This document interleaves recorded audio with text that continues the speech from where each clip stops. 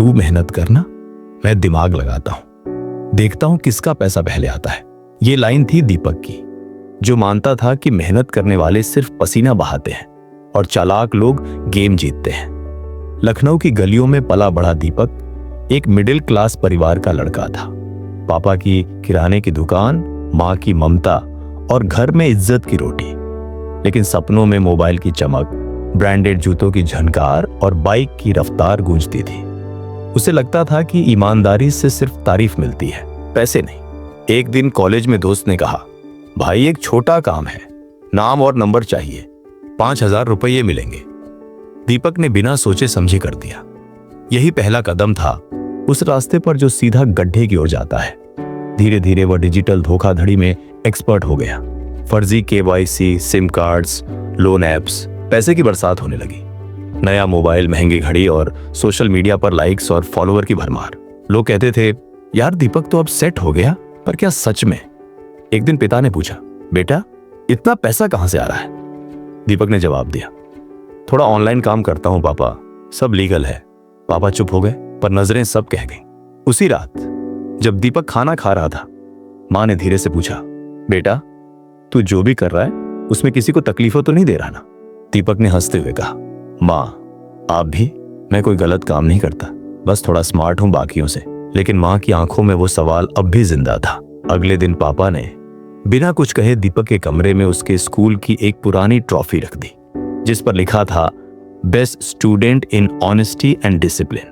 दीपक कुछ देर उसे देखता रहा, फिर अलमारी में रख दी। लेकिन उस रात वो ट्रॉफी उसे बार बार याद आई। उसने सोचा, क्या मैं वही दीपक हूं जो स्कूल में ईमानदारी के लिए जाना जाता था? क्या पैसा वाकई इतना जरूरी था? रात को नींद नहीं आई। ट्रॉफी धूल में थी, पर वो चमक अब दिल में चुभ रही थी। अब उसकी अलमारी में 2 चीजें थी, एक चमचमाता मोबाइल और एक धूल लगी ट्रॉफी। जैसे ईमानदारी और चालाकी दोनों आमने सामने खड़ी थी। एक दिन मोहल्ले के एक बुजुर्ग चाचा ने कहा, बेटा पैसा जितना जल्दी आए उतना ही जल्दी जाता भी है। कर्मों का फल देर से मिलता है, लेकिन आता जरूर है। दीपक ने हंसकर टाल दिया। कुछ ही हफ्तों बाद टीवी पर ब्रेकिंग न्यूज चली, डिजिटल फ्रॉड गैंग का पर्दाफाश, कई युवाओं की गिरफ्तारी। दीपक का एक दोस्त भी उसी रैकेट में शामिल था, जिसने उसे पहली बार फॉर्म भरवाया था।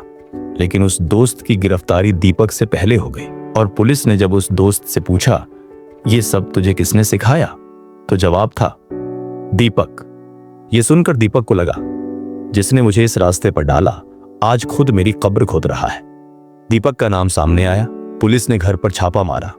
मां की आंखों में आंसू, पापा की नजरें झुकी और पड़ोसी खिड़की से झांकने लगे। दीपक जेल गया। जहां पहले हाथ में मोबाइल था, अब हथकड़ी थी।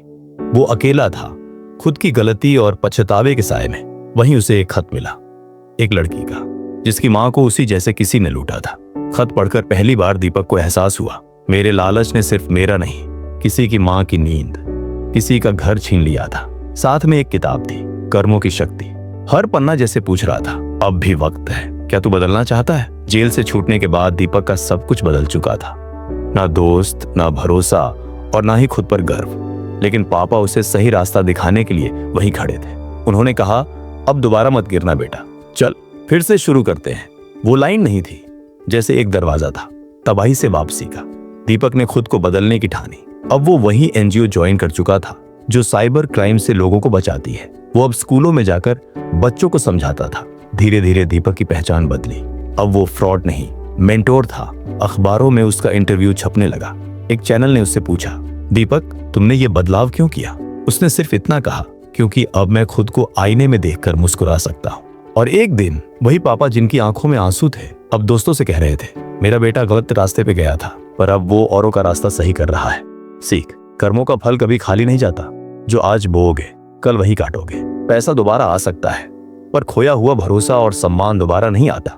अगर ये कहानी आपको झकझोर गई हो तो किसी ऐसे इंसान तक पहुंचाओ जिसे आज किसी सही रास्ते की जरूरत है। ऐसी ही असली और प्रेरणादायक कहानियों के लिए इस चैनल को जरूर सब्सक्राइब करें, क्योंकि अगली कहानी शायद आपकी हो।